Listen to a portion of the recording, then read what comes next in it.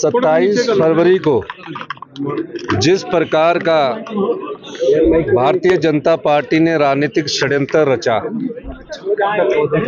और उसके बाद आम लोगों से संबंधित हमारा बजट प्रस्तुत होना था और जिस प्रकार ये खरीदो फरोख्त हुई है, उस राजनीति को हिमाचल की जनता ने आईना दिखाया है।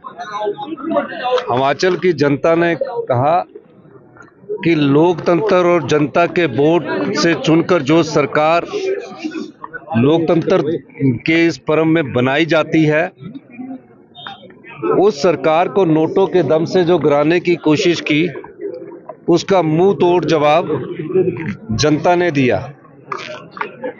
हम 40 विधायक 2022 में चुनकर आए।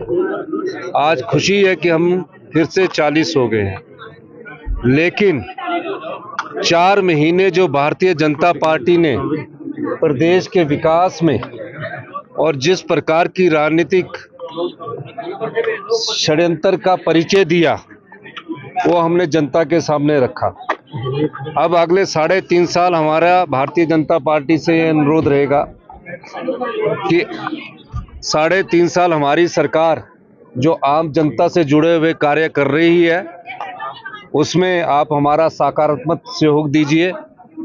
और मैं दावे के साथ कह सकता हूं कि हम 2027 तक हिमाचल प्रदेश को आत्मनिर्भर बनाना चाहते हैं। 4 महीने आचार संहिता के कारण काम रुके हुए थे और 4 महीने आपदा भी रही।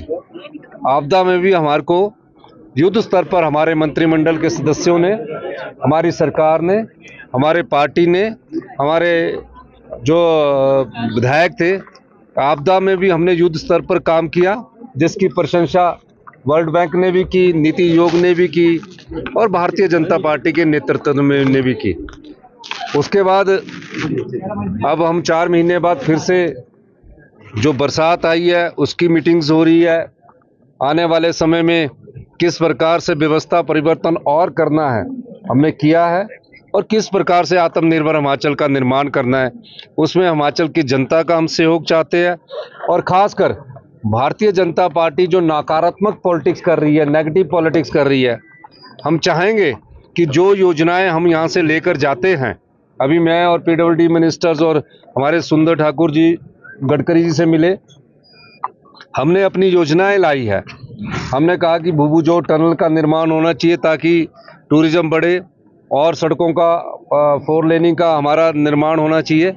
हम चाहेंगे कि जो योजनाएं हमारे लोग देकर आए हैं, उन पर अड़ंगा मत अड़ाए, और जो बजट में हमारा अधिकार बनता है पीडीएन ने, यानी आपदा के बाद जो हमें राहत मिलनी चाहिए थी, जो स्पेशल रिलीफ पैकेज मिलना चाहिए था, उसमें कोई अभी तक सहयोग नहीं मिला है।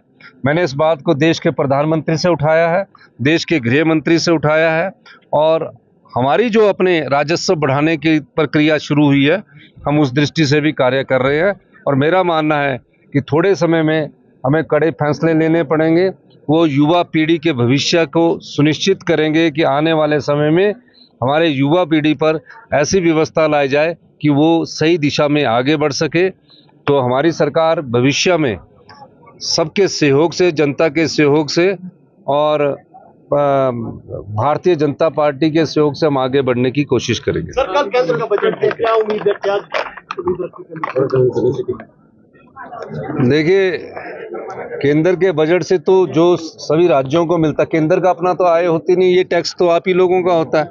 हम चाहेंगे कि हमें योजनाएं मिले और इस योजनाओं के तहत आम लोगों का हम विकास कर सके। हमारी सरकार आम लोगों की सरकार है, जनता की सरकार है, किसान की सरकार है, महिलाओं के सम्मान की सरकार है, युवाओं को रोजगार देने की सरकार है। मैं एक बात और बताना चाहूँगा, कोई भी परिस्थिति रही हो, कोई भी चुनौती रही हो, हमारी सरकार ने पिछले 18 महीने में 28,000 सरकारी क्षेत्र में रोजगार के अवसर पैदा किए। भारतीय जनता पार्टी ने 5 साल में 20,000 रोजगार के क्षेत्र पैदा किए, और महज मैं ये कहना चाहता हूँ कि उसमें से भी आधे जो रोजगार के अवसर थे वो हाई कोर्ट के चक्कर काट रहे थे, सुप्रीम कोर्ट के चक्कर काट रहे थे। हमारी सरकार ने फैसला लेकर उसमें फैसला किया और उनको हम अपॉइंटमेंट लेटर देने जा रहे हैं। सर, वित्तीय मोर्चे पर किस तरह की चुनौतियां आपको लग रही है और किस रणनीति के साथ अब सरकार इसमें आगे? देखिए, वित्तीय हालत जो जयराम ठाकुर जी ने पिछले 5 साल में हमारे पास छोड़ के गए, उसमें हमने 20% का सुधार किया, लेकिन हालत इतनी अच्छी नहीं है। और इस हालत के लिए अगर कोई जिम्मेवार है, हमें बोल रहे हैं कि कर्जा ले रहे, मैं तो ब्याज चुकाने के लिए कर्जा ले रहा हूं। इन्होंने जो कर्जा लिया वो विकास के नाम पर करोड़ रुपया खर्च किया, लेकिन विकास नहीं हुआ। इनके जो जनमंच लगता था उस पर ही करोड़ रुपया खर्च हो जाता था, लेकिन हम कर्जे की किस्त चुकाने के लिए कर्जा ले रहे हैं।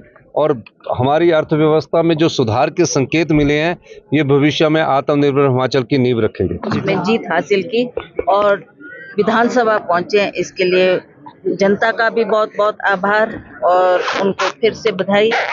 और ये हमारे लिए खुशी का मौका है कि हम अब 40 के आंकड़े पे दोबारा आ गए। हमारी सरकार कंफर्टेबल पोजीशन में है। जो बार बार ऑपोजिशन बात करती है उसका उनको जवाब मिल चुका है।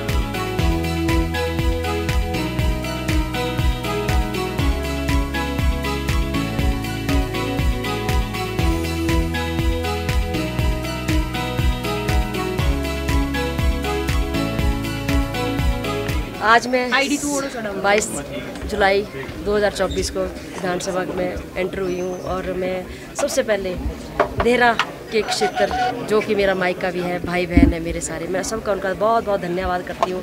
और इस बधाई के पात्र वो सबसे पहले मेरे से पहले वो है। आज मैं नहीं पहुँची, आज देहरा पहुँचा विधानसभा में, क्योंकि 25 साल से कोई भी कांग्रेस का मेंबर जो है यहाँ पर विधानसभा के अंदर पटल के अंदर नहीं पहुँचा था, तो आज देहरा पहुंचा है।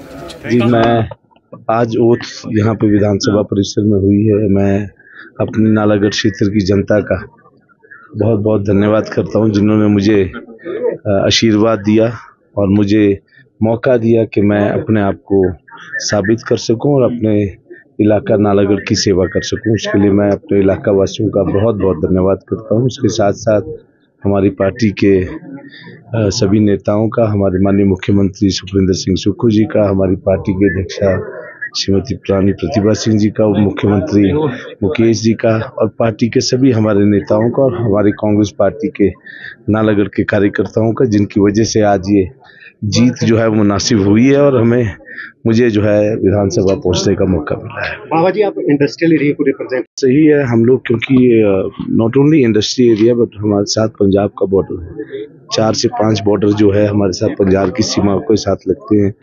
श्री अनंतपुर साहिब कॉन्स्टिट्यूंसी और रोपड़ कॉन्स्टिट्यूंसी जो है हमारे साथ लगती है। और लॉ एंड ऑर्डर जो है वो शुरू से ही एक इशू रहा है। हालांकि BBN बद्दी बूटीवाला नालागढ़ जो है वो एक पुलिस डिस्ट्रिक्ट है, पर फिर भी पुलिस का अभाव है, पुलिस की कमी है, जिसकी वजह से जो है क्रॉस बॉर्डर जो है हमारे वहाँ लॉ एंड ऑर्डर का इशू रहता है। चाहे वो नशे की तस्करी की बात है या लॉ एंड ऑर्डर की बात है, मुझे विश्वास है इस सरकार में उसका कुछ ना कुछ हल जो है हम लोग कर पाएंगे और उसकी रोकथाम के लिए जो है जो भी कड़े स्टेप्स उठाने की जरूरत पड़े वो उठाएंगे।